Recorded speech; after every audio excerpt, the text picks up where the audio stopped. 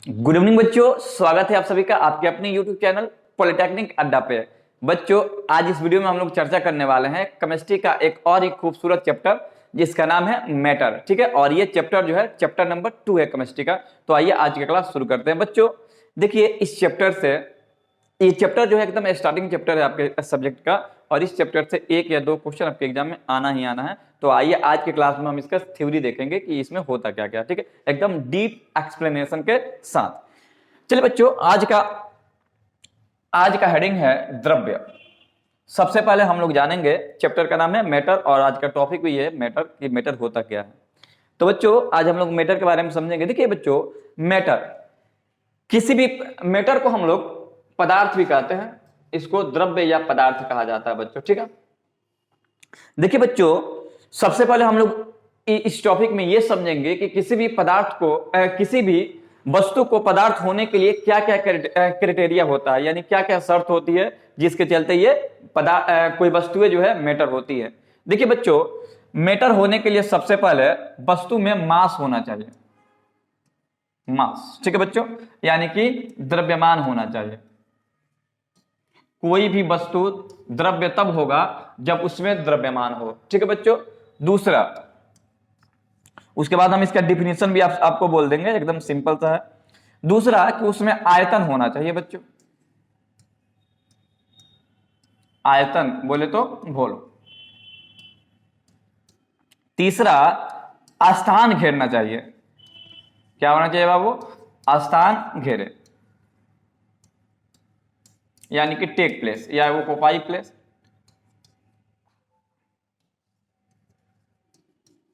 ठीक है, और चौथा कि ज्ञान इंद्रियों द्वारा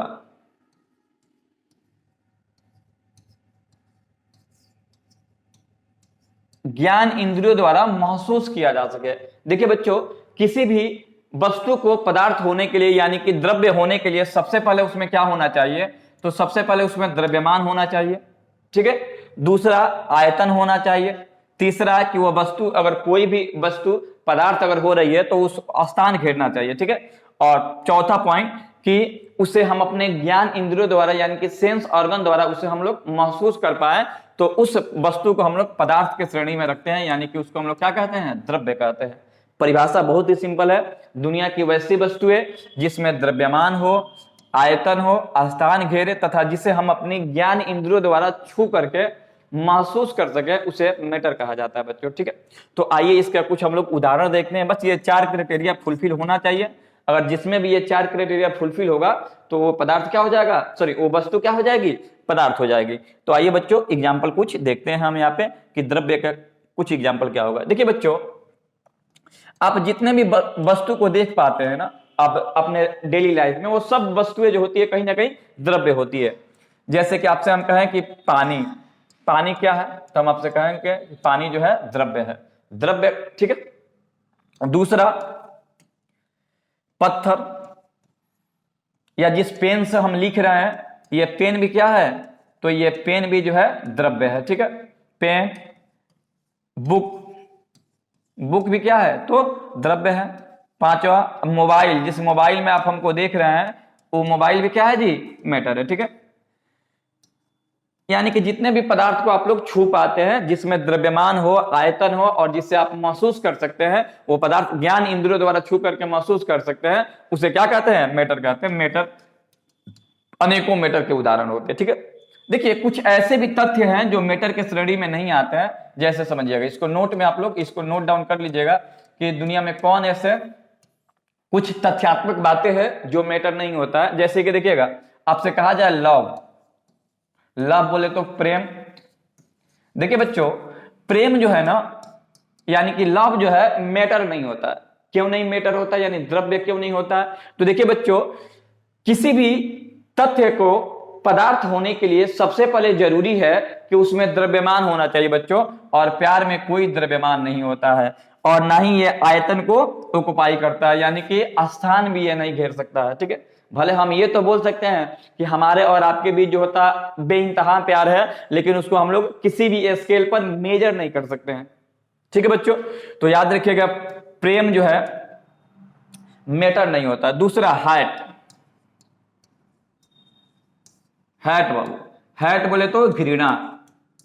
बच्चों घृणा जिस प्रकार से प्रेम जो है मैटर नहीं होता है, उसी प्रकार से हैट नफरत भी जो है मैटर नहीं होता है, क्योंकि नफरत का कोई स्केल नहीं है जिसमें आप मेजर कर सको कि उसका मास कितना है, वॉल्यूम कितना है, कितना स्थान ये घेरता है दिलों में, ठीक है। तो ये आप मेजर नहीं कर सकते हो। तो बच्चों मैटर भी जो है, सॉरी, लव जो है मैटर अर्थात पदार्थ नहीं है। आपसे कहा जाए फ्रेंडशिप, फ्रेंडशिप, ठीक है, दोस्ती। बच्चों दोस्ती जो है, दोस्ती जो है मैटर नहीं होता है, क्योंकि दोस्ती का भी कोई पैमाना नहीं है, ना ही इसमें कोई मास है। दोस्ती हो गया जैसे ईमानदारी, ऑनेस्टी, ईमानदारी। जैसे आप कहा जाए गंध, गंध जिसको आप लोग सुगंध भी कहते हैं, गंध, ये भी जो है मैटर नहीं होगा, ईटीसी। बच्चों आप लोग ये जितना भी एग्जांपल अभी देखे हैं इसमें, ये सब जो है मैटर नहीं होता, अर्थात ये पदार्थ की श्रेणी में नहीं आते हैं। अगर क्वेश्चन भी आता है तो इसी से आएगा कि इनमें से कौन सा पदार्थ नहीं होगा। तो याद रखिएगा प्रेम, घृणा, दोस्ती, ईमानदारी, बेईमानी, गंध इत्यादि, ठीक है ना, ये सब जो है मैटर की श्रेणी में नहीं आते हैं। और मैटर कौन होगा, तो मैटर होगा पानी, पत्थर, पेन, बुक, मोबाइल, ठीक है, मनुष्य, जानवर, पेड़ पौधा। यानी कि देखिए किसी भी पदार्थ को मैटर होने के लिए सीधा सा मतलब है कि उसमें द्रव्यमान होना चाहिए, आयतन होना चाहिए, स्थान को घेरना चाहिए। जैसे ये पेन है, ठीक है, इस पेन को हम जिस भी स्थान पर रखेंगे तो यह स्थान को घेरेगा, ठीक है ना। इसमें द्रव्यमान भी है और इसका कुछ ना कुछ आयतन भी होगा। आयतन का मतलब क्या है कि अगर इसमें 2 ml इंक आता, एक्चुअली ये इंक वाला नहीं है लेकिन फिर भी अगर ये पेन होता नॉर्मल सा तो इसमें इंक आता जी। अगर मान लेते हैं कि 1 ml अगर इसमें इंक आती है तो उसका क्या हो गया, आयतन हो गया बच्चों, ठीक है। तो आप लोग ये समझ गए कौन सा मैटर होगा, कौन सा मैटर नहीं होगा बच्चों, ठीक है। तो इसको आप लोग याद रखिएगा, ठीक है। अगला टॉपिक देखिएगा। देखिए बच्चों एक और बात याद रखिएगा कि हम लोग उसी टॉपिक को टच करेंगे जो टॉपिक आपके बुक में दिया हुआ है, ठीक है, आपके सिलेबस में दिया हुआ है बच्चों, ठीक है।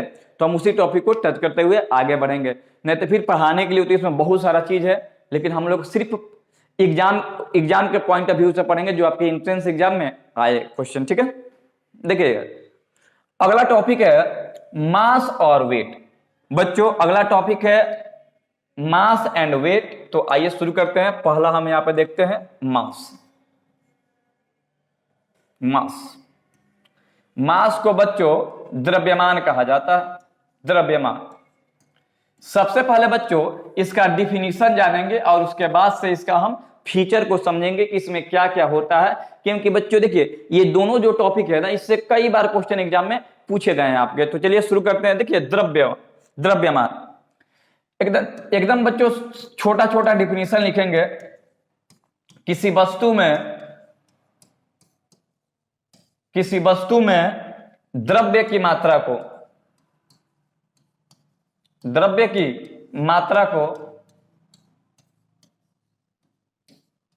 को उस वस्तु का द्रव्यमान कहते हैं,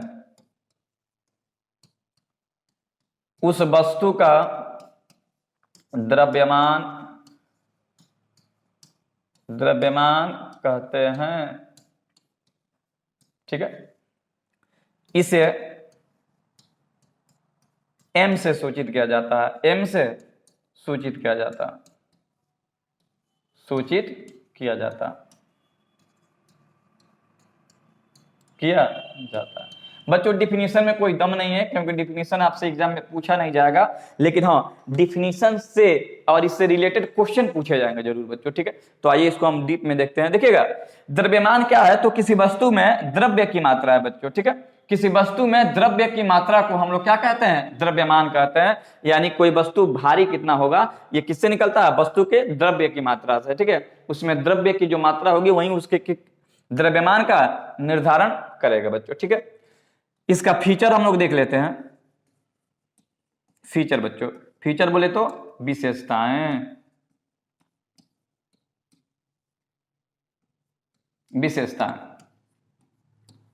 हाँ तो बच्चों शुरू करते हैं फीचर इसका। देखिए बच्चों पहला इसका गुण होता है कि यह वस्तु का द्रव्य की मात्रा होता है,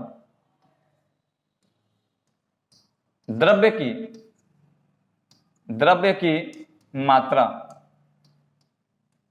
मात्रा होता है। बच्चों द्रव्यमान जो है वस्तु में द्रव्य की मात्रा होता है। दूसरा बच्चों कि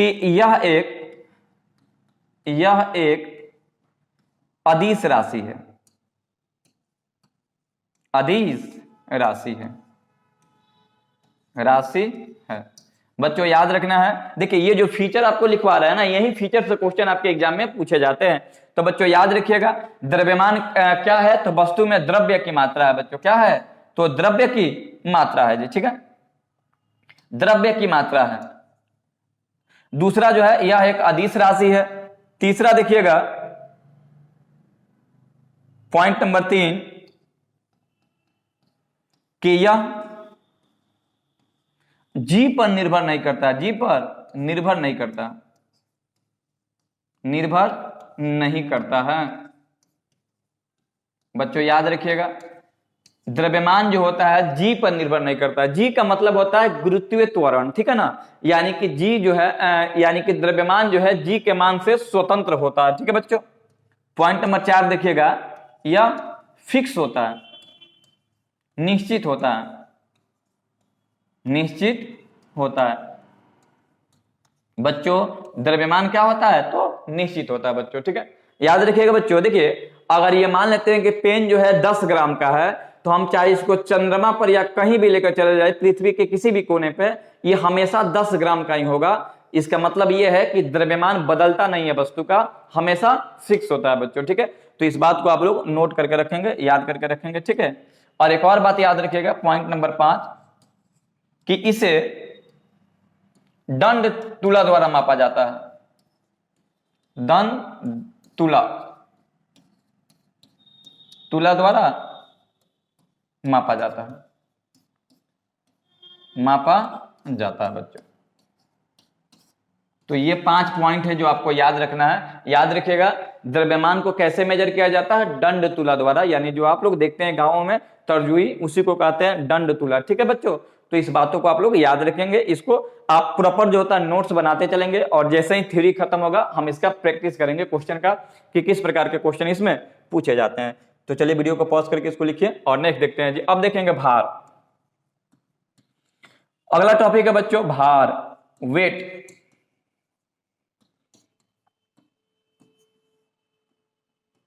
देखिए बच्चों, डिफिनीशन हम किसी का भी एक लाइन में ही देखेंगे, क्योंकि डिफिनीशन से ज्यादा जरूरी है फीचर इसका समझना है, किसमें होता क्या है। देखिए बच्चों, भार, द्रव्यमान और भार में यही अंतर होता है कि भार जो है वस्तु में द्रव्य की मात्रा को बताता है, जबकि भार जो है पृथ्वी द्वारा लगाया गया वस्तु पे बल है, ठीक है। तो हम लिख देंगे पृथ्वी द्वारा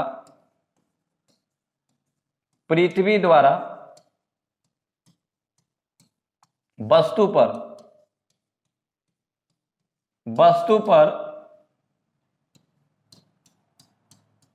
लगाए गए बल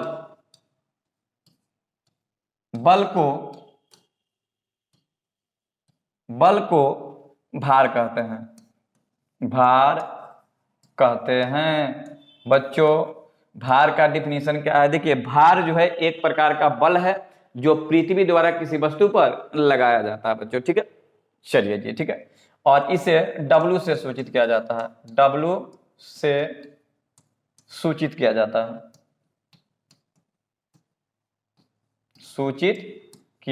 है,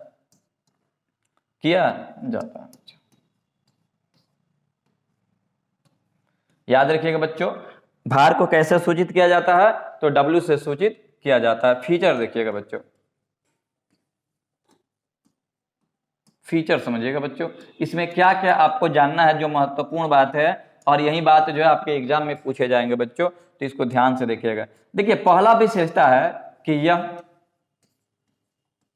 पृथ्वी द्वारा लगाया गया बल है, लगाया गया आकर्षण बल है, आकर्षण बल है, ठीक है बच्चों। तो ये पृथ्वी द्वारा वस्तु पे लगाया गया आकर्षण बल होता है। दूसरा बच्चों, इसमें आप याद रखिएगा कि यह कौन सी राशि है, तो यह एक सदिश राशि है। क्योंकि इस बाबू भार में जो है ना दिशा होती है और परिमाण दोनों होता है। यह एक सदिश राशि है। कौन सी राशि है बच्चों? सदिश राशि है। तीसरा पॉइंट देखिएगा, पॉइंट नंबर 3। पॉइंट नंबर 3 में आप लोग याद रखिएगा कि इसका मान जी पर निर्भर करता है। जी पर निर्भर करता है, यानी कि गुरुत्वीय त्वरण पर जो है भार का मान निर्भर करता है बच्चों। ठीक है। चौथा देखिएगा, पॉइंट नंबर 4। देखिए बच्चों, अगर इस बार एग्जाम आपको वाकई में क्लियर कर लेना है तो थ्योरी पे विशेष ध्यान दीजिएगा। ऐसा नहीं है कि कुछ भी हम उल जुलूल पढ़ा के चले जाएं और आपको लगे कि आप अच्छे चैनल पर हो और फिर आपका एग्जाम में, जब आप एग्जाम में बैठे तो एक भी क्वेश्चन आपको लड़े नहीं। बच्चों, आप इत्मीनान से जो भी आपको थ्योरी पढ़ाया जा रहा है देखिए, जब आप एग्जाम हॉल में बैठेंगे तो आपको एकदम जो होता बहुत ही अच्छा महसूस होगा। आप 30 में 30 क्वेश्चन करके आओगे बच्चों, एकदम आप देख लीजिएगा। ठीक है, 30 में 30 क्वेश्चन करके आइएगा। तो बस इस चैनल पर आप लोग बने रहिए, जो भी सब्जेक्ट आपको हम कराएंगे, ऐसे तो कराना सब है। आप अगर टोटल थ्योरी यहाँ से कर लिए ना तो कहीं पे आपको पढ़ने की आवश्यकता नहीं है। इसी चैनल के माध्यम से सारे आपका सिलेबस जो है कंप्लीट हो जाएगा। इसका मान जो है जी पर निर्भर करता है। जी का मतलब क्या है? गुरुत्वीय त्वरण। ठीक है, इसका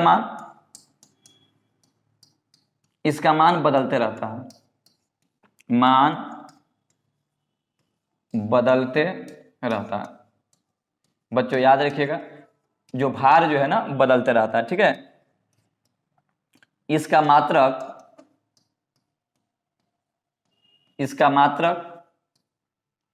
न्यूटन होता है। याद रखिएगा बच्चों, भार का जो मात्रक होता है न्यूटन होता है और द्रव्यमान का मात्रक जो है केजी होता है और सेंटीग्राम पद्धति में उसको ग्राम कहते हैं बच्चों। ठीक है, एसआई मात्रक मास का क्या होता है? तो ग्राम होता है बच्चों। ठीक है, सॉरी, एसआई ग्राम नहीं होता है, केजी होता है। पॉइंट नंबर 5 देखिएगा, 6 नंबर पॉइंट देखिएगा। पहला है कि यह पृथ्वी द्वारा लगाया गया बल है। यह एक सदिश राशि है। इसका मान जी पर निर्भर करता है। इसका मान बदलते रहता है। इसका मात्रक न्यूटन होता है। और 5वां याद रखिएगा, इसे कमानीदार तुला द्वारा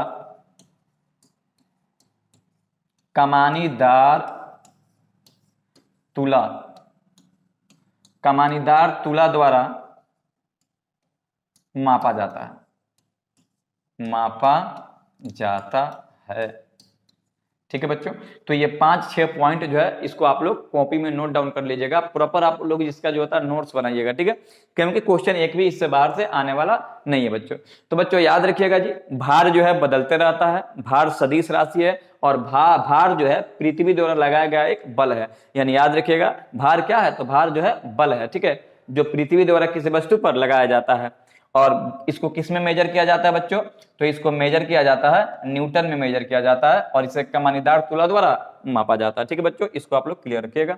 और नेक्स्ट देखिए बाबू, अगर भार के हम फॉर्मूला की बात करें तो W बराबर mg होता है बच्चों, m गुणे g होता है। ठीक है, जहां W जो है भार हो गया, वस्तु का भार, m जो है वस्तु का द्रव्यमान और g जो है गुरुत्वीय त्वरण।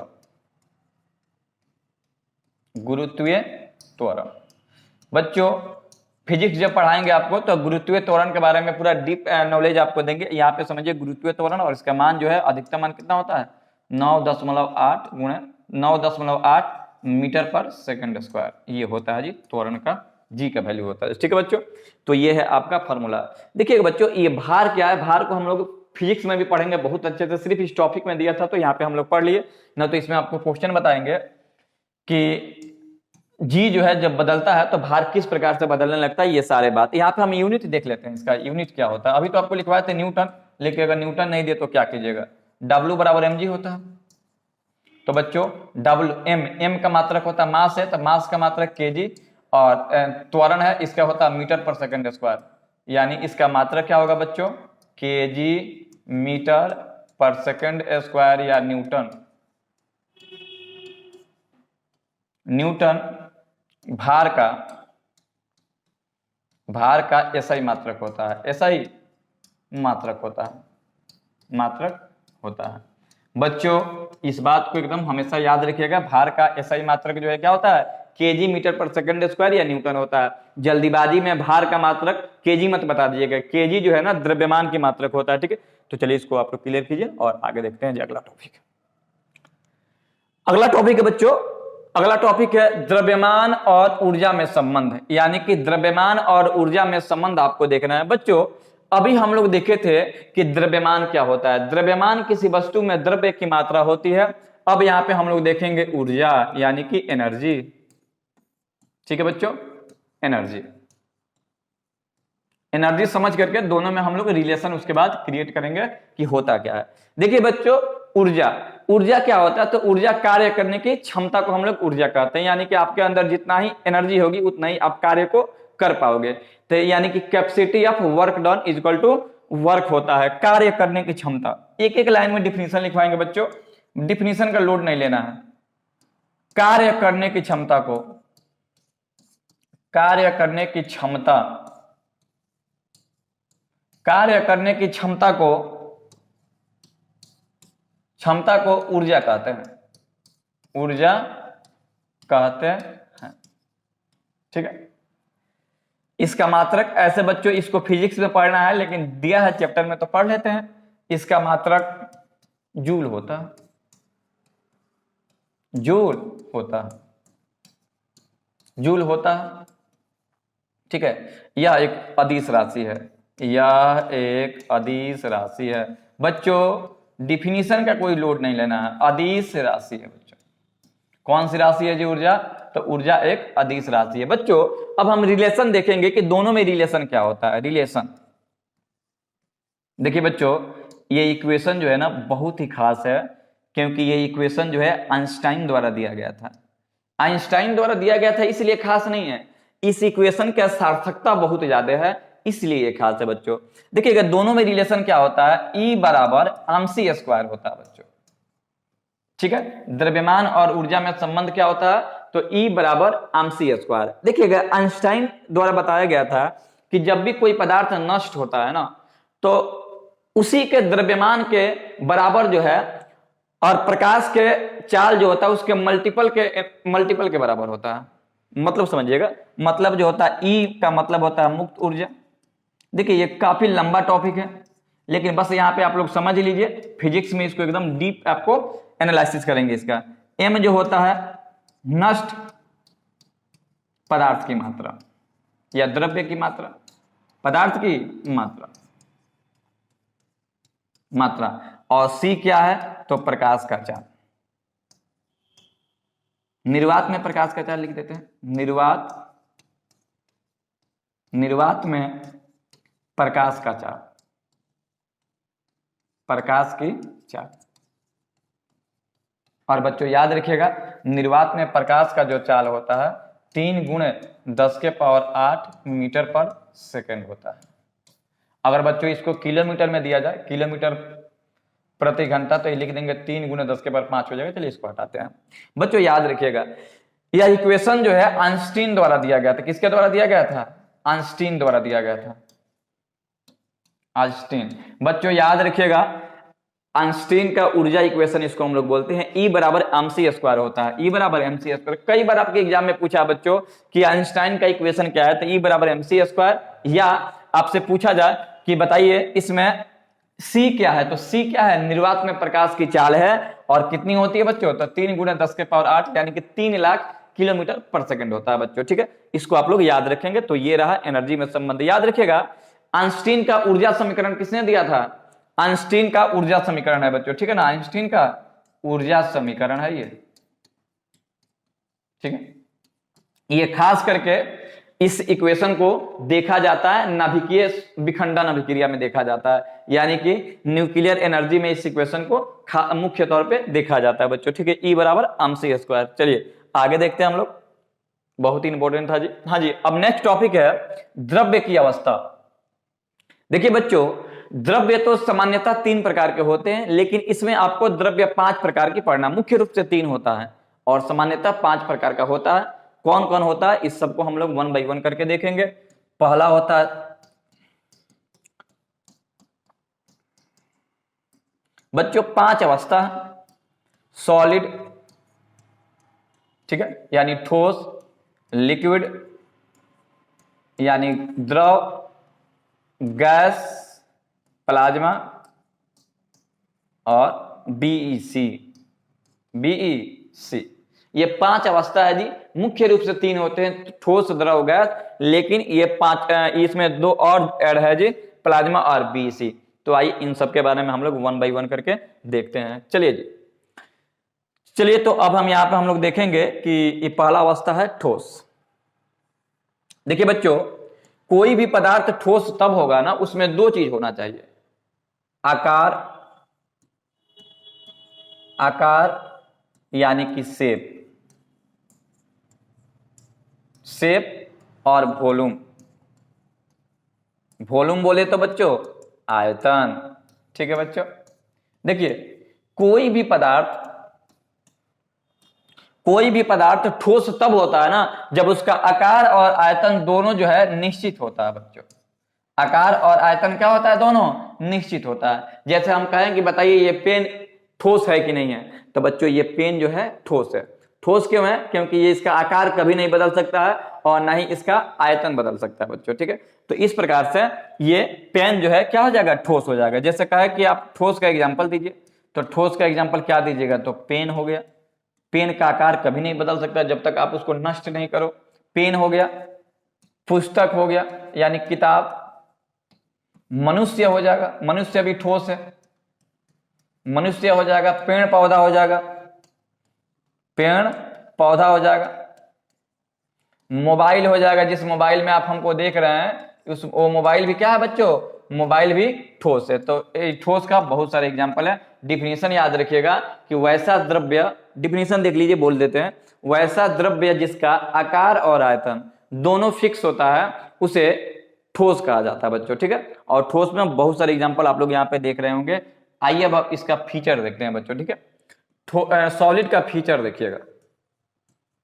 फीचर पे एकदम आप लोग कमांड रखेंगे क्योंकि फीचर से क्वेश्चन आपसे पूछे जाएंगे बच्चों। ठीक है, आइए देखते हैं। पहला इसका विशेषता है कि आकार और आयतन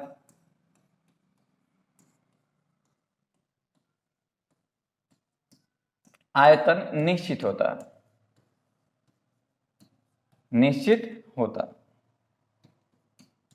ठीक है बच्चों। आकार और आयतन दोनों क्या होता है, निश्चित होता है बच्चों। ठीक है, दूसरा पॉइंट देखिएगा कि इसका घनत्व बोले तो डेंसिटी, इसका डेंसिटी अधिक होता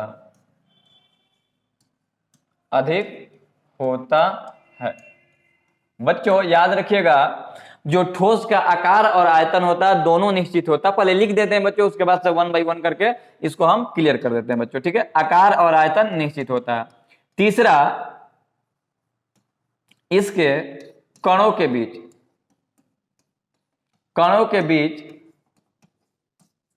लगने वाले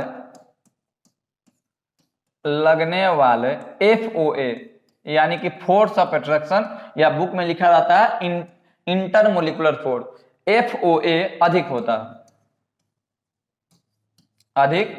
है। ठीक है बच्चों, चौथा पॉइंट देखिएगा, इसके कणों के बीच लगने वाले FOA अधिक होता है, इसका MP और BP अधिक होता है। पांचवा, इसके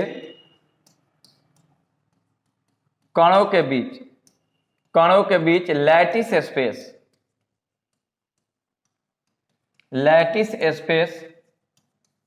कम होता है। छठा, इसमें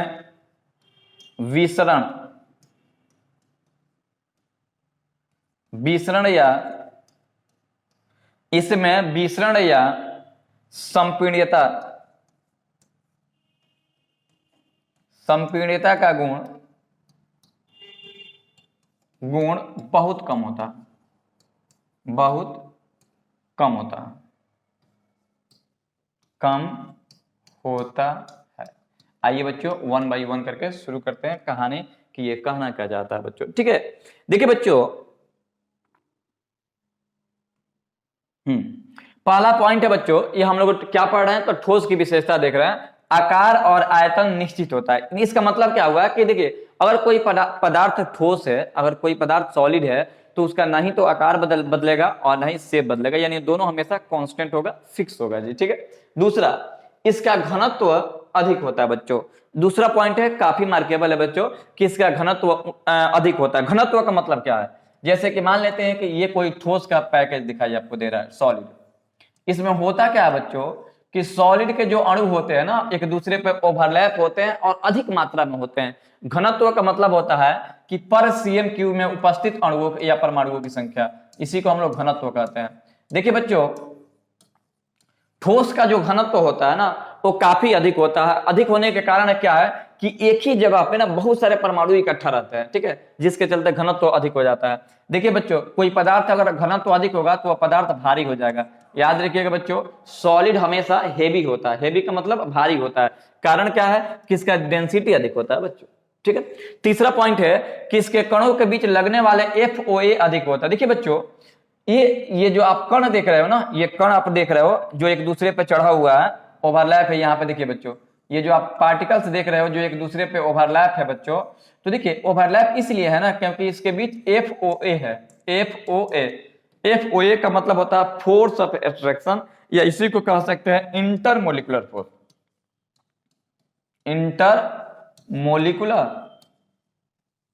मोलिकुलर फोर्स। देखिए बच्चों, सॉलिड के जो पार्टिकल्स होते हैं, उसके जो कण होते हैं, मजबूती के साथ एक दूसरे से बंधे होते हैं, यानी उसके बीच FOA अधिक होता है, फोर्स ऑफ एट्रैक्शन अधिक होता है। और याद रखिएगा, फोर्स ऑफ एट्रैक्शन के चलते ही सॉलिड जो है ना, क्या होते हैं, कठोर होते हैं, क्योंकि इसके अणु एक दूसरे से बाहर जाता ही नहीं है। और जब अणु एक दूसरे से अलग होगा नहीं, तो फिर ये क्या होंगे, कठोर होंगे। कोई आपसे पूछेगा कि सॉलिड जो है कठोर क्यों होते हैं, तो आपका जवाब होना चाहिए ये हार्ड इसलिए होते हैं क्योंकि इसके कणों के बीच लगने वाला इंटरमोलिकुलर फोर्स यानी कि FOA अधिक होता है, टू मच होता है। ठीक है, नेक्स्ट पॉइंट, इसका MPBP अधिक होता है। बच्चों देखिए, अगर मजबूती के साथ अणु बंधे हैं, देखिए MPBP का मतलब क्या है कि अणुओं का, MP का मतलब होता है कि अणुओं का पिघलना यानी कि लिक्विड स्टेट में आना, और BP का मतलब होता है लिक्विड का बॉयल होना। तो बच्चों देखो, ये अलग होगा तब ना बॉयल होगा जी बच्चों, या फिर मेल्ट होगा। तो इसलिए बाबू जो सॉलिड पार्टिकल होते हैं उसके अणुओं को अलग करने के लिए ना अधिक एनर्जी की आवश्यकता होती है। और जब एनर्जी अधिक लगता है तो बच्चों MPBP क्या होता है, हाई हो जाता है बच्चों। ठीक है, आगे बढ़ते हैं। इसके कणों के बीच लैटिस स्पेस। लैटिस स्पेस का मतलब क्या होता है, LS का मतलब क्या होता है, लैटिस स्पेस, यानी कि दीक आस्था।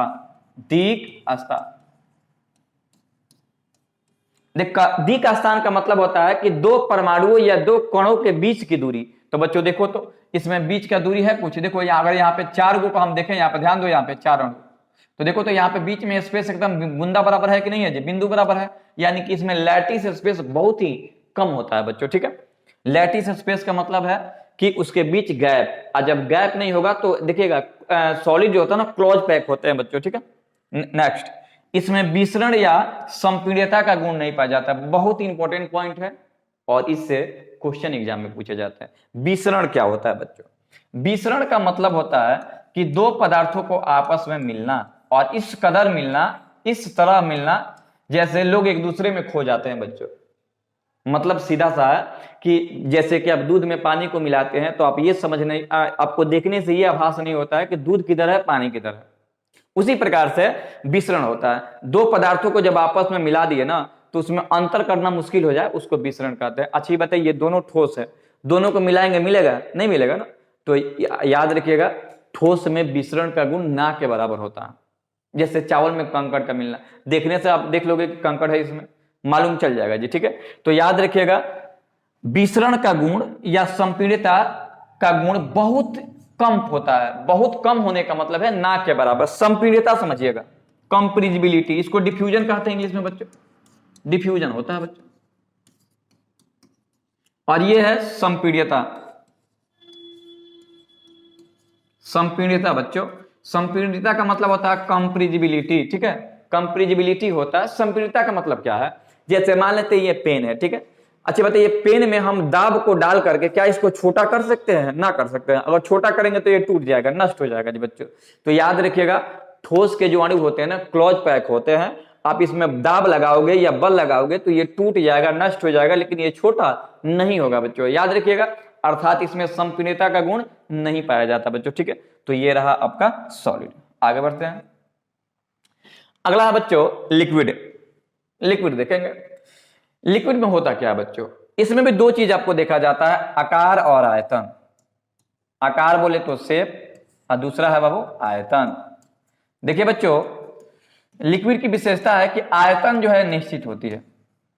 आयतन क्या होती है, निश्चित होती है, लेकिन आकार जो है ना अनिश्चित होता है। मतलब क्या है इसका, मतलब यह है कि कोई भी द्रव्य द्रव तब होगा ना जब आकार जो है अनिश्चित हो और आयतन जो है निश्चित हो। एग्जाम्पल में क्या होगा, जैसे पानी, ठीक है, जैसे दूध,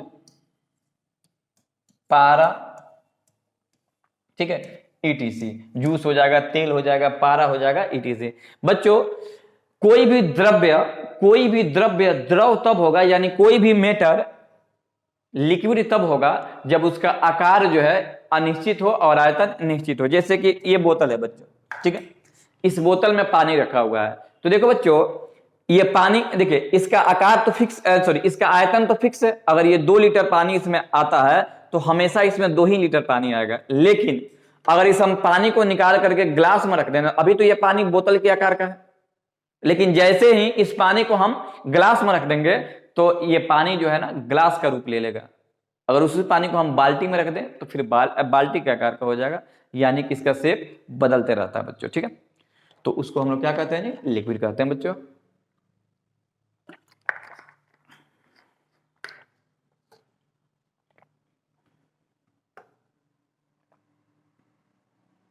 हाँ जी चलिए अब इसका फीचर देखते हैं। फीचर में चलिए नोट करते रहेंगे, जल्दी जल्दी इसको हम आगे बढ़ाते हैं।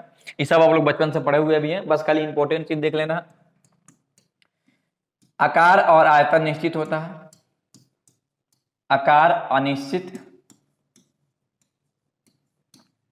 तथा आयतन जो है निश्चित होता है। आयतन निश्चित, आयतन निश्चित होता है। आयतन क्या होता है बच्चों, तो ये निश्चित होता है, निश्चित होता है, ठीक है।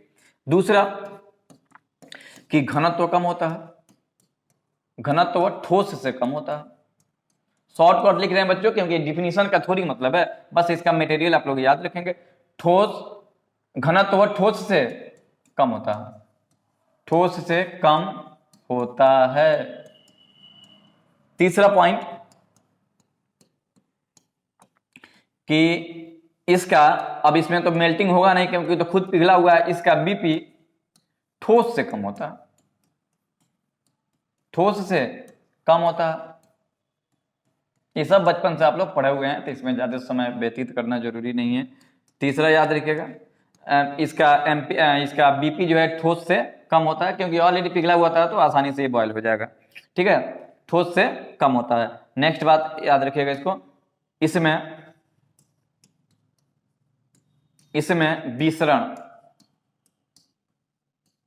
विसरण का गुण पाया जाता है, विसरण का गुण पाया जाता है, गुण पाया जाता है, विसरण का गुण पाया जाता है, ठीक है बच्चों। और पांचवा देखिएगा कि इसके कणों के बीच FOA कम होता है। किससे कम होता है, तो ठोस से कम होता है। FOA का मतलब होता है फोर्स ऑफ अट्रैक्शन। इसके लैटिस स्पेस ठोस से अधिक होता है, ठोस से अधिक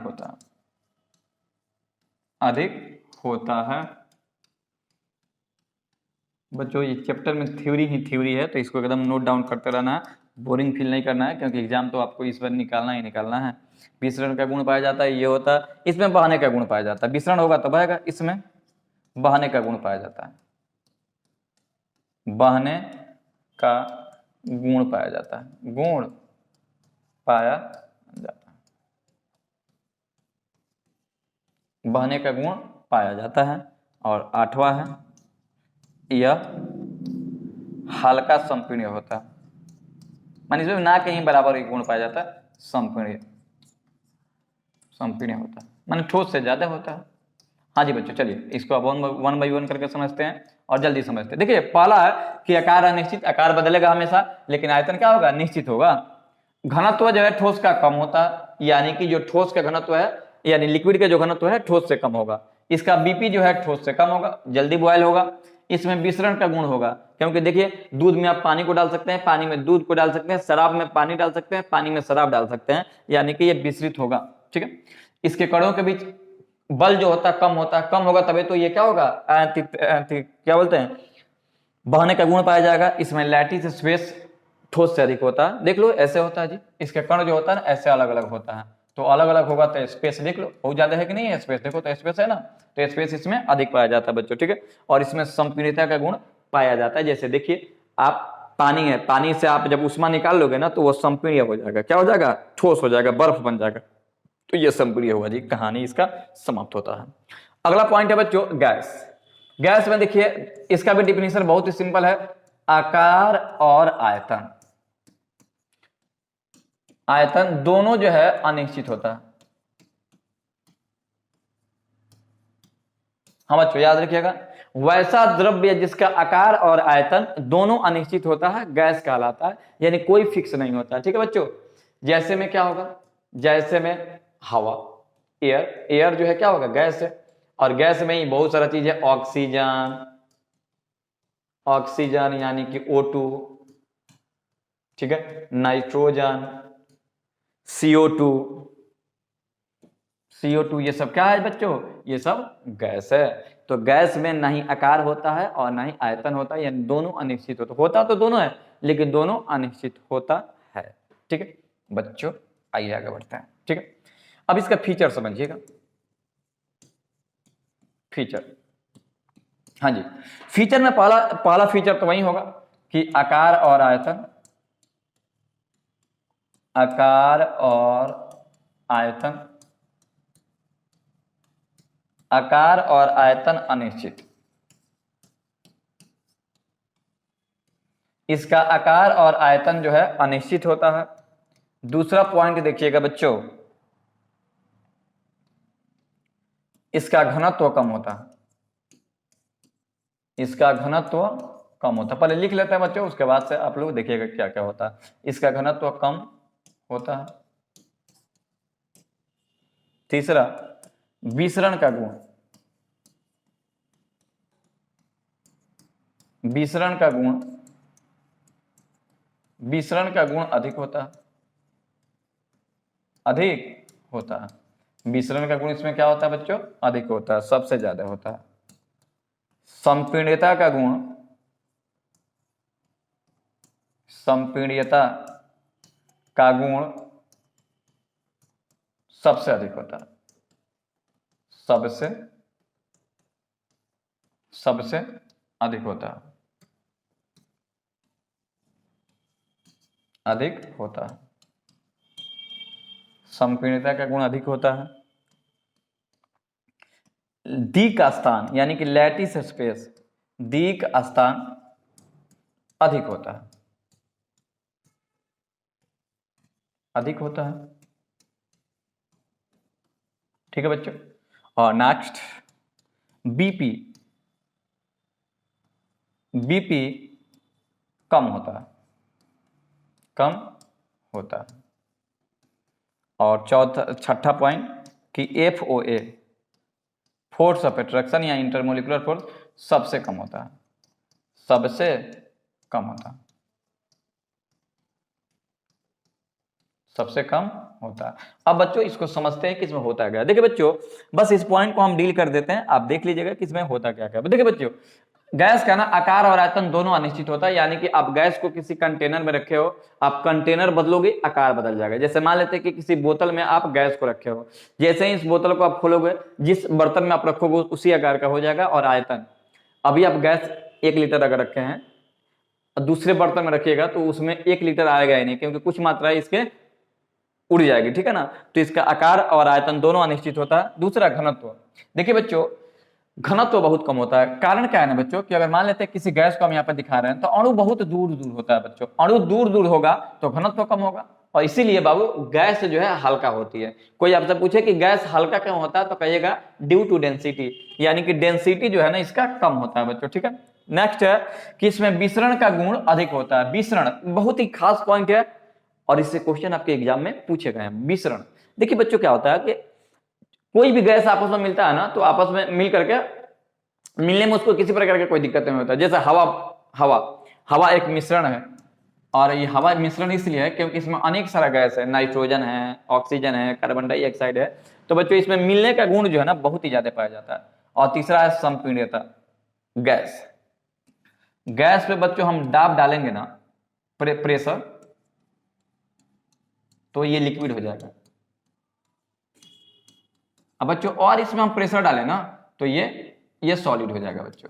यानी कि गैस में दाब को आरोपित करके इसके रूप को चेंज किया जा सकता है, यानी गैस जो है ना संपीड्य होता है, दाब को डाल करके छोटा कर सकते हैं। जैसे कि मान लेते हैं आप गुब्बारे में हवा भरे हैं, आप गुब्बारे को जब दाबिएगा तो उसका आकार बदलेगा, अर्थात गैस एकदम नजदीक नजदीक आएगा, इसी को संपीड्य कहते हैं। जैसे देखना लो बच्चों, यहाँ पे गैस के अणु है, जब हम चारों बगल से इसमें हम क्या करेंगे, दाब डालेंगे ना, तो ये अणु एकदम एक दूसरे पे अथी हो जाएगा, ओवरलैप हो जाएगा, एकदम एक ही बिंदु पे आ जाएगा। और ऐसा इसलिए होगा क्योंकि इसमें संपीड्यता का गुण है। और तीसरा कि दी का स्थान बहुत है। देखो तो ये अणु कितना दूर दूर है, और जब दूर दूर है बच्चों यानी कि इसमें दूरी ज्यादा है तो दी का स्थान अधिक है, ठीक है। इसका बीपी, देखिए बच्चों कोई बल होगा तो ही ना बीपी या एमपी बढ़ेगा, तो बच्चों इसमें कोई बल है नहीं तो बीपी बढ़ जाता है। इसका एफओएस सबसे कम होता है बच्चों, फोर्स ऑफ अट्रैक्शन का मान बहुत ही कम होता है बच्चों, ठीक है। तो आइए बिना लेट किए आगे वाले पॉइंट हम लोग डिस्कशन करते हैं। बच्चों अगर आपसे पूछा जाए कि विसरण, एक क्वेश्चन देख लो यहाँ पे, विसरण का गुण किसमें सबसे अधिक होता है, किसमें सबसे अधिक होता है, सबसे अधिक होता है। अभी तो ये थ्योरी वाला क्लास है, लेकिन देख लीजिए क्वेश्चन होता है। अगर ऑप्शन है बच्चों ठोस, ठीक है, बी ऑप्शन द्रव, सी गैस और डी प्लाज्मा, तो बच्चों सबसे अधिक विसरण का गुण किसमें पाया जाता है बच्चों, तो सबसे अधिक विसरण का गुण किसमें पाया जाएगा, गैस में पाया जाएगा। अगर यही पूछता कि सबसे अधिक बल किसमें पाया जाएगा तो इसमें पाया जाएगा। पूछा जाता क्वेश्चन कि सबसे अधिक संपीड्यता का गुण किसमें पाया जाता है, कंप्रेसिबिलिटी का यानी कि संपीड्य का, तो आप बोलते हैं गैस का, ठीक है। तो ये सारी बातें याद रखेंगे और क्वेश्चन में कराएंगे भी, ठीक है। प्लाज्मा, देखिए अभी तक हम लोग जितना भी पदार्थ का चर्चा किए हैं ये कहीं ना कहीं आप सुने हैं, लेकिन ये जो आप लोग ये यहाँ पे आपका हम प्रकार लिखे प्लाज्मा, यह एक विशेष प्रकार का जो है ना पदार्थ की अवस्था है। प्लाज्मा जो है पदार्थ के तीनों अवस्थाओं के साथ कोई संबंध नहीं रखता है, यानी कि ठोस द्रव गैस विद्युतता उदासीन होते हैं, लेकिन प्लाज्मा जो है विद्युतता उदासीन नहीं होता है बच्चों। आइए इसके बारे में बहुत सारा बात हम लोग जानेंगे। देखिए बच्चों प्लाज्मा, सबसे पहले तो प्लाज्मा के बारे में आप लोग जानेंगे कि पदार्थ की फोर्थ स्टेट है, फोर्थ स्टेट है बाबू। कौन सा स्टेट है बच्चों, चतुर्थ अवस्था है। और सबसे जो महत्वपूर्ण बात है कि यह पदार्थ का सबसे हॉट स्टेट होता है, हॉट स्टेट। अब कहिएगा सर ये हॉट क्या है, तो गर्म अवस्था है जी, गर्म अवस्था। बस इसमें पॉइंट वाइज हम इसमें लिखते चलेंगे, डिफिनीशन का कोई मतलब नहीं है, आप सिर्फ इसकी विशेषता समझते चलिए। और आपका एग्जाम में कोई भी क्वेश्चन आएगा तो इससे बाहर से आ ही नहीं सकता है बच्चों। प्लाज्मा जो है पदार्थ की चतुर्थ अवस्था है। एग्जाम में डायरेक्ट पूछा जाएगा कि पदार्थ की चतुर्थ अवस्था कौन है, तो आपका जवाब होगा प्लाज्मा।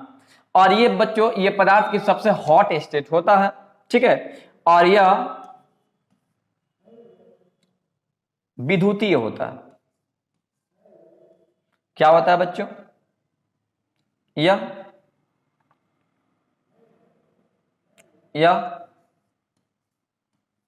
विद्युत उदासीन नहीं होता है। जैसे कि ठोस द्रव गैस जो है विद्युत उदासीन होता है, तो यह विद्युत उदासीन नहीं होता है बच्चों। प्लाज्मा जो है विद्युत उदासीन नहीं होता है, ठीक है। और सबसे मुख्य जो बात है, ये पॉइंट नंबर 4 एकदम इंपॉर्टेंट है कि इस अवस्था में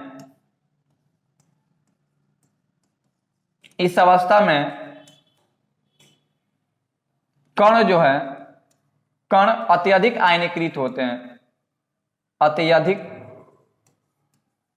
आयनीकृत होते हैं,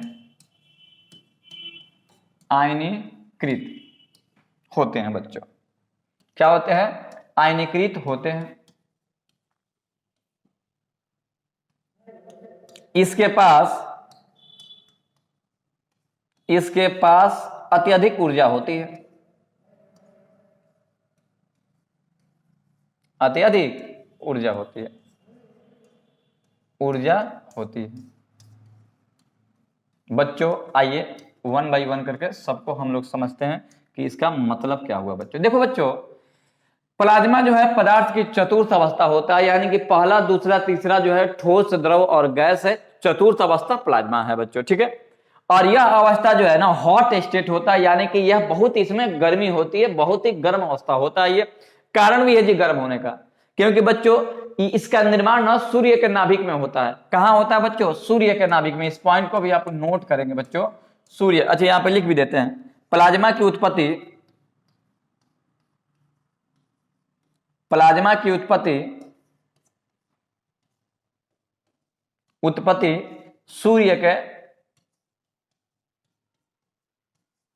सूर्य के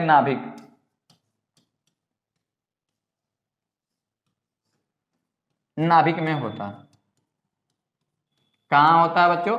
सूर्य के नाभिक में होता है। याद रखिएगा बच्चों, प्लाज्मा की उत्पत्ति जो है सूर्य के नाभिक में होता है, इसलिए यह गर्म होता है जी। और ये एक और बात, यह विद्युतता उदासीन नहीं होता है, ठीक है, क्योंकि इसमें आयन बनता है।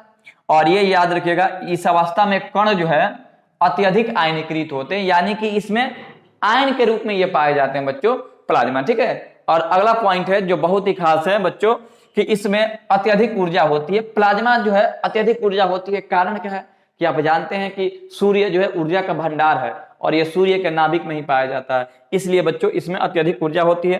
प्लाज्मा की उत्पत्ति सूर्य के नाभिक में होता है बच्चों, और नाभिक का तापमान बच्चों याद रखिएगा 3600 डिग्री सेल्सियस होता है बच्चों। तो इसीलिए ये गर्म भी होता है, क्योंकि इतना हार्ड जगह पर ये बनेगा तो गर्म तो होगा ही बच्चों, ठीक है। तो ये सारे बातें जितने भी लिखे हैं बच्चों, यही क्वेश्चन जो है इसी पॉइंट को क्वेश्चन के रूप में पूछा जाएगा जी आपके एग्जाम में। हाँ बच्चों, और देखते हैं जी इसका अगर यूज के बारे में देखें बच्चों, तो यूज कहाँ किया जाता है? तो देखिए आजकल आधुनिक युग में प्लाज्मा का यूज जो होता है दिन प्रतिदिन बढ़ते जा रहे हैं। जितने भी इलेक्ट्रिकल एथी आ रहे हैं, इलेक्ट्रिकल वाहनों के निर्माण में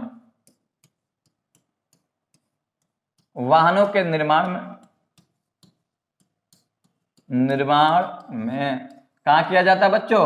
वाहनों के निर्माण में किया जाता है। दूसरा, नियॉन संकेत वाले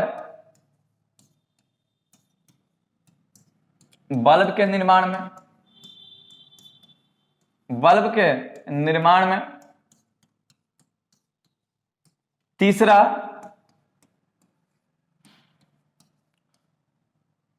फ्लोरोसेंट बल्ब के निर्माण में।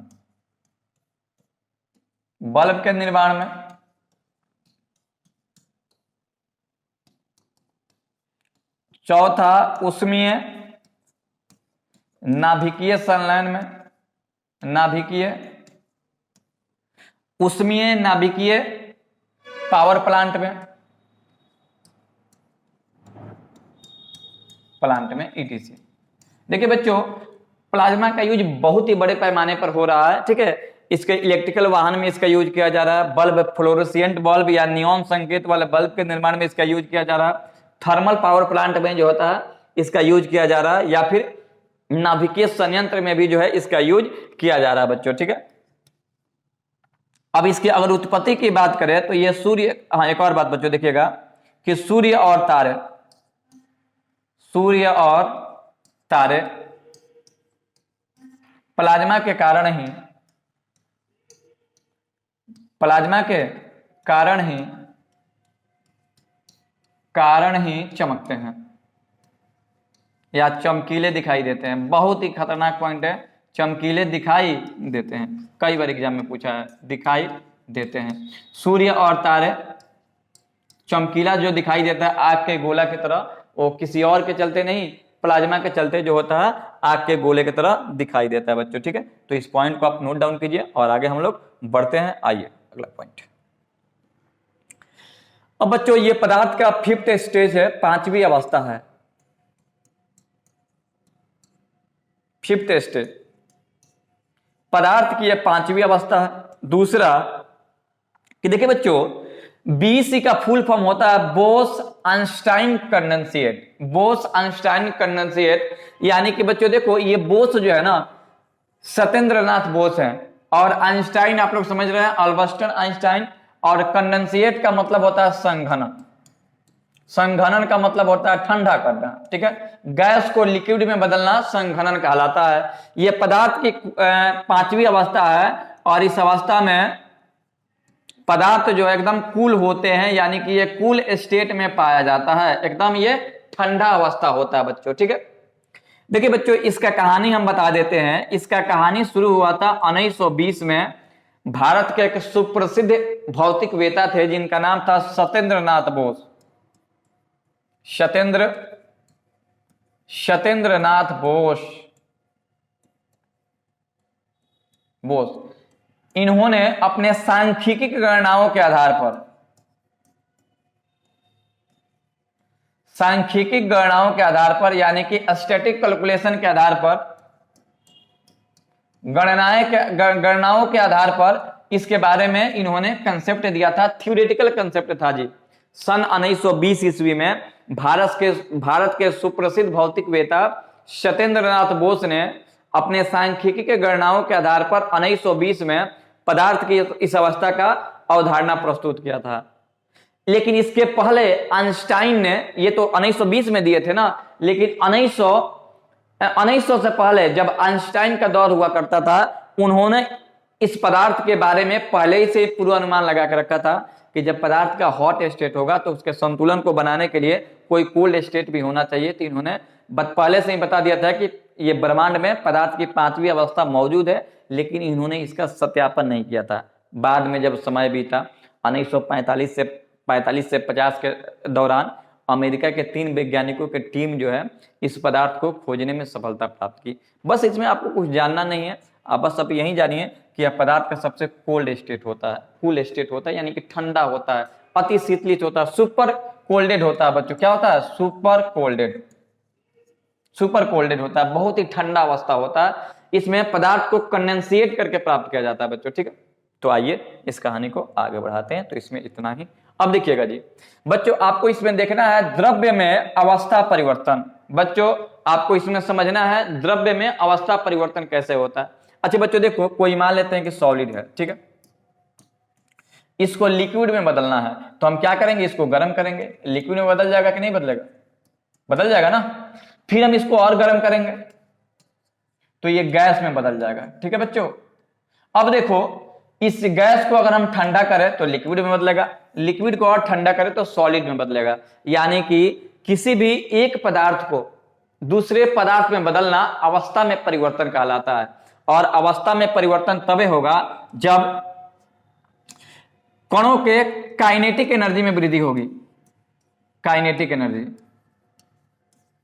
अगर एनर्जी बढ़ेगा तो ठोस द्रव गैस होगा, एनर्जी घटेगा तो गैस लिक्विड और सॉलिड होगा बच्चों। यानी कि काइनेटिक एनर्जी बढ़ेगा तो अवस्थाएं बदलेगी, घटाएंगे तभी अवस्थाएं बदलेगी। यानी कि अवस्था बदलने का पीछे ये सारे चीज लागू होते हैं। तो आइए हम लोग देखते हैं इस चैप्टर में आपके सिलेबस में क्या क्या पढ़ना है जी बच्चों, ठीक है। तो देखिए अवस्था परिवर्तन में सबसे पहला जो पॉइंट है आपको पढ़ना है मेल्टिंग पॉइंट, यानी कि इसको बोलते हैं द्रवणांक।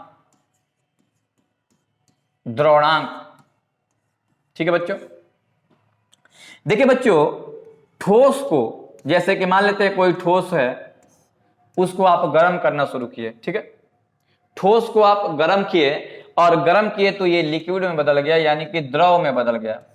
तो जिस पॉइंट पे, जिस ताप पर, ये डेल्टा का मतलब क्या है, ताप पर वह बॉयल होगा ना, उसी को हम लोग कहते हैं एमपी। पिघलना होता है, ये द्रव में बदलेगा तो ठोस से पिघलेगा ना, और पिघल कर किस में बदलेगा, पिघलना, ठीक है बच्चों।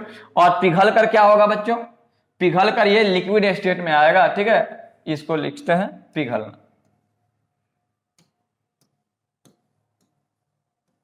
पिघल कर किस में आएगा बच्चों, तो लिक्विड में बदलेगा। तो जिस ताप पर ये पिघलेगा ना, उसी को हम एमपी कहते हैं। यानी कि डिफिनीशन बड़ा ही सिंपल है कि जिस ताप पर कोई ठोस द्रव अवस्था में बदलना शुरू होता है, उस पॉइंट को मेल्टिंग पॉइंट कहा जाता है बच्चों, ठीक है। मेल्टिंग पॉइंट, ठीक है। तो चलिए आगे बढ़ते हैं, इसमें कुछ बात हम लोग जानते हैं कि मेल्टिंग में होता क्या है बच्चों, ठीक है।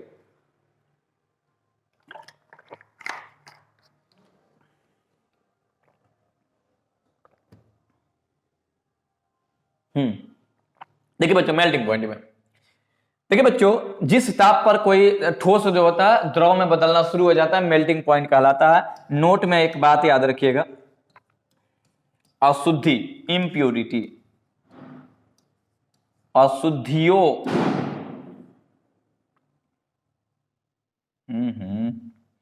ये क्या हो गया, हाँ जी देखिएगा,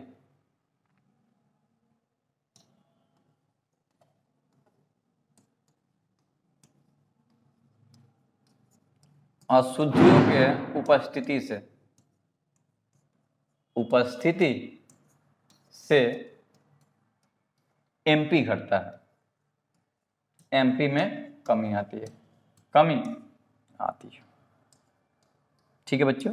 समझिए इस बात को। देखिए बच्चों आप तो ये समझ गए कि मेल्टिंग पॉइंट क्या है, यानी कि ठोस को लिक्विड में बदलना। इसमें एक पॉइंट आपको जानना है नोट में कि अशुद्धि के उपस्थिति से एमपी में कमी आती है। समझिए कैसे बच्चों, जैसे मान लेते हैं कि ये ठोस के कण है, ठोस के क्या है बच्चों, कण है। आप इसको द्रव में तब बदलोगे ना जब ये बंधन इसमें से टूटेगा, बंधन टूटेगा और ये एकदम इतना एक दूसरे पे ओवरलैप है कि इसको तोड़ना बड़ा मुश्किल है। काफी अधिक ताप तक आप इसको गर्म करोगे तो ये ठोस से लिक्विड होगा, यानी कि ठोस से किस में बदलेगा बच्चों, ये द्रव में बदलेगा। तो द्रव में बदलने के लिए इसके बंधन को तोड़ना पड़ेगा बच्चों। लेकिन अगर इस ठोस में बच्चों, इस ठोस में अगर और भी कण उपस्थित हो जाए, यानी कोई अशुद्धि इसमें डाल दे आप, तो इसके बीच जो है बंधन एकदम कमजोर हो जाएगा। बंधन कमजोर हो जाएगा तो अशुद्ध एमपी इसका क्या होगा, घट जाएगा, यानी कि आसानी से पिघल जाएगा। जैसे देखिए एक मान लेते हैं कि आपके पास प्योर लोहा है, यानी कि पिटवा लोहा है, पिटवा लोहा। आप जानते हैं लोहा 3 प्रकार का होता है, ढलवा होता है, पिटवा होता है और भी प्रकार है, ठीक है। पिटवा लोहा है और एक आपके पास ढलवा लोहा है। तो आप जानते हो ना ढलवा में अशुद्धि बहुत ज्यादा होता है, तो आप दोनों को पिघलाओगे तो ये आसानी से पिघलेगा, जबकि ये आसानी से नहीं पिघलेगा क्योंकि पिटवा लोहा में अशुद्धि जो है कम होती है, ठीक है बच्चों। इस बात को याद रखिए, कोई बड़ी बात नहीं है। चलिए बच्चों नेक्स्ट बॉइलिंग पॉइंट। देखिए बच्चों कहता है कि कोई लिक्विड है, ठीक है, कोई लिक्विड है और ये गैस में बदलने के लिए एकदम तैयार हो गया कि अब हम गैस में बदल ही जाएंगे ना, ठीक है, गैस में बदल ही जाएंगे। तो जिस पॉइंट पर ये होगा ना उसी को हम लोग कहेंगे बीपी। यानी कि देखिए परिभाषा इसका बहुत सारा है, जिस ताप पर कोई द्रव, जिस ताप पर कोई लिक्विड उबलना शुरू करता है उसे हम लोग क्या कहते हैं, बीपी कहते हैं। या फिर एक और डिफिनीशन होता है बच्चों कि मान लेते हैं कि ये लिक्विड है, ठीक है बच्चों, ये क्या है, लिक्विड है। और आप जानते हो कि बाहर क्या वीपी है, एटमॉस्फेरिक प्रेशर है, एटमॉस्फेरिक प्रेशर, ठीक है। आप तो ये जानते हैं बच्चों कि ये जो है एटमॉस्फेरिक प्रेशर है। कौन सा प्रेशर है जी, 80 है, एटमॉस्फेरिक प्रेशर है। और ये लिक्विड का प्रेशर है बच्चों, इसमें होगा क्या बच्चों, कहता है कि देखिए बीपी किसी पदार्थ का, देखिए कोई भी लिक्विड उबलना तब चालू होगा ना जब टेम्परेचर जो है ना एटमॉस्फेरिक के बराबर हो जाए, एटमॉस्फेरिक के बराबर हो जाता है ना तब ये उबलना, यानी कि जिस ताप पर द्रव का वाष्प दाब वायुमंडलीय वाष्प दाब के बराबर हो जाता है उसी को हम लोग क्या कहते हैं, बीपी कहते हैं। या फिर लंबा परिभाषा छोड़िए, जिस ताप पर कोई द्रव उबलना शुरू हो जाता है बीपी कहलाता है। ठीक है, चलिए बीपी समझ गए। अब यहां पे नोट एक याद रखिएगा, अशुद्धि, अशुद्धियों के उपस्थिति से, अशुद्धियों के उपस्थिति से बीपी में वृद्धि होती है, बीपी में वृद्धि होती है। इस बात को बच्चों याद रखिएगा, वृद्धि होती है।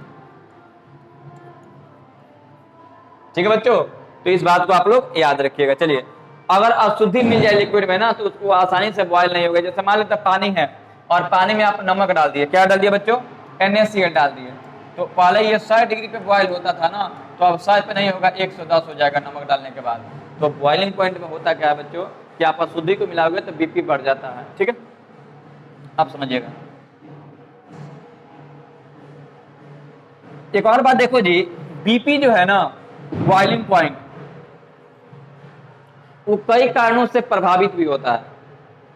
जैसे आप देखे होंगे, देखिए जैसे आप जानते हैं कि जल का बीपी कितना होता है बच्चों, तो जल का बीपी जो है ना 100 डिग्री सेल्सियस होता है बच्चों। कितना डिग्री होता है, सेल्सियस 100 डिग्री। लेकिन अगर जल में नमक मिला दो ना तो अब 100 डिग्री सेल्सियस नहीं होगा, बढ़ जाएगा। ठीक है बच्चों, अब यहाँ पे कुछ बात याद रखिएगा, ऊंचाई पर इस जितने भी बात लिख रहे हैं, पॉइंट लिख रहे हैं बच्चों, उसको आप लोग कॉपी में लिखते चलना है। ठीक है, अधिक ऊंचाई पर बीपी में कमी होती है, बीपी में कमी होती है। ऊंचाई पर बीपी में कमी होती है। यही कारण है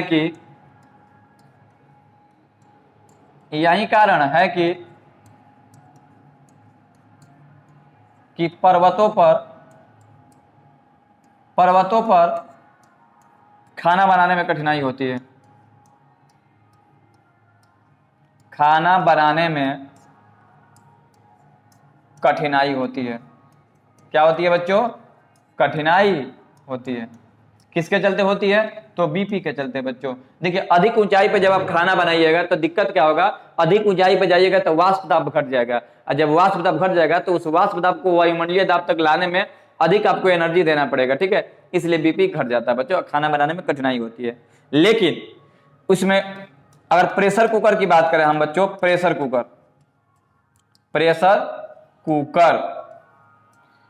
कुकर में खाना बच्चों जल्दी पक जाता है।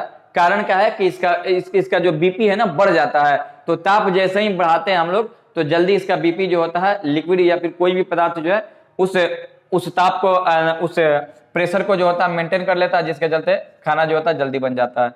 तो प्रेशर कुकर में खाना बनता है किसके चलते, वाष्प दाब के चलते, और वाष्प दाब क्या होता है, बीपी होता है बच्चों। ठीक है, याद रखिएगा, जिस ताप पर किसी द्रव का वाष्प दाब वायुमंडलीय दाब के बराबर हो जाता है बीपी कहलाता है। तो प्रेशर कुकर में खाना जल्दी पक जाता है, क्यों, क्योंकि वाष्प दाब बढ़ जाता है। ठीक है, चलिए बच्चों अगला पॉइंट देखते हैं। फ्रीजिंग पॉइंट है बच्चों, फ्रीजिंग पॉइंट यानी कि इसी को बोलते हैं हिमांक या फिर हिमांक बिंदु, आप ये भी आप बोल सकते।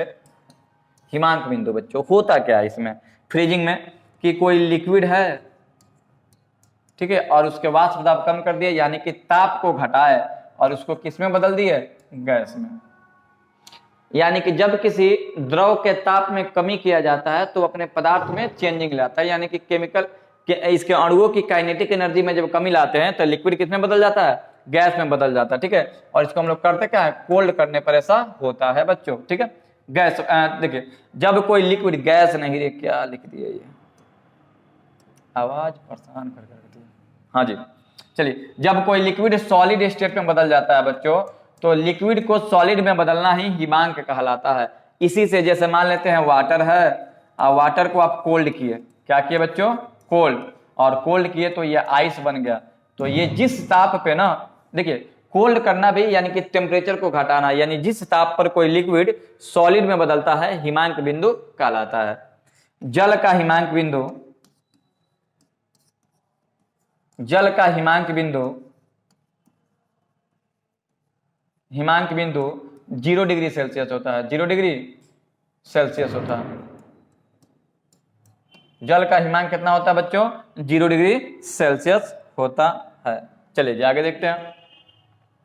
अब अगला है इवेपोरेशन यानी कि वाष्पन। वाष्पन क्या होता है बच्चों समझिएगा। देखिए कोई लिक्विड है, स्वतः होता है बच्चों, ये लिक्विड को गैस में बदलना वाष्पन कहलाता है। यानी जिस ताप पर कोई लिक्विड गैस में बदलना स्टार्ट हो जाता है वाष्पन कहलाता है बच्चों। और यह प्रक्रिया जो है ना स्वतः होती है। कैसे होती है बच्चों? स्वतः होती है, ठीक है। और वाष्पन होने से कुछ प्रक्रियाएं होती है, ठंडक की अनुभूति होती है। वाष्पन की प्रक्रिया जहां होती है बच्चों वहां पे ठंडक की अनुभूति प्राप्त होती है। यानी कि जिस ताप पर कोई लिक्विड गैस में बदलना स्टार्ट हो जाता है, ठीक है, उस प्रक्रिया को इवेपोरेशन कहते हैं, वाष्पन कहते हैं। और याद रखिएगा वाष्पन की प्रक्रिया स्वतः होती है। अगर इसमें कहा जाए कि विशेषता बताइए फीचर इसका, तो फीचर में लिखिएगा कि यह किसी भी ताप पर होती है, यह किसी भी ताप पर होती है, या किसी भी ताप पर होती है। दूसरा पॉइंट या किसी भी ताप पर होती है। दूसरा कि यह स्वतः होती है, इसको करने की आवश्यकता नहीं होती है, स्वतः होती है। बच्चों अगर इवेपोरेशन को आपको चेक करना है तो आप ग्लास में क्या कीजिए कि पानी जो होता है पूरा ग्लास को फुल करके आप रात भर छोड़ दीजिए। आप सुबह जब देखिएगा तो देखिएगा उसके सरफेस में ना थोड़ा सा कमी आएगी। और ये कमी इसलिए हुआ है क्योंकि उसके अणु उड़ करके कहाँ चला गया जी? वाष्प के रूप में ऊपर चला गया है बच्चों, ठीक है। तीसरा पॉइंट देखिए, वाष्पन से ना इससे ठंडक महसूस होती है, इससे ठंडक महसूस होती है।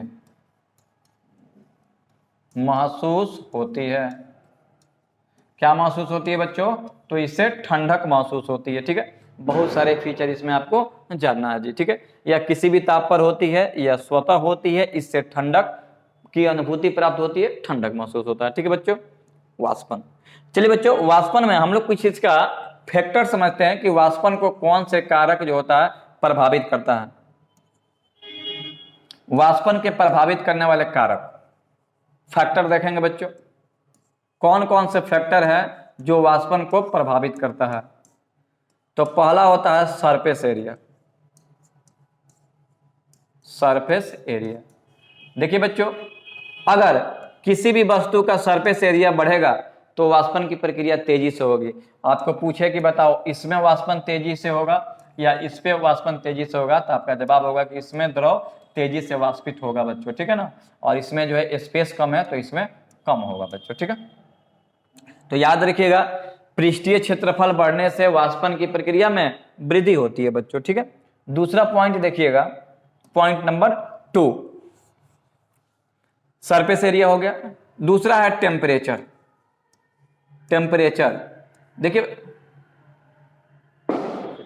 टेम्परेचर तापमान। देखिए बच्चों, आप अगर इसको गर्म करो ना तो अभी तो धीरे धीरे हो रही है, लेकिन जैसे ही आप गर्म कीजिएगा इसको बच्चों तो ये तेजी से प्रक्रिया होने लगेगी। यानी कि ताप बढ़ाने से ना इसकी प्रक्रिया में क्या होती है? वृद्धि होती है बच्चों, ठीक है। तीसरा वेलोसिटी ऑफ एयर या वेलोसिटी, वेग या स्पीड।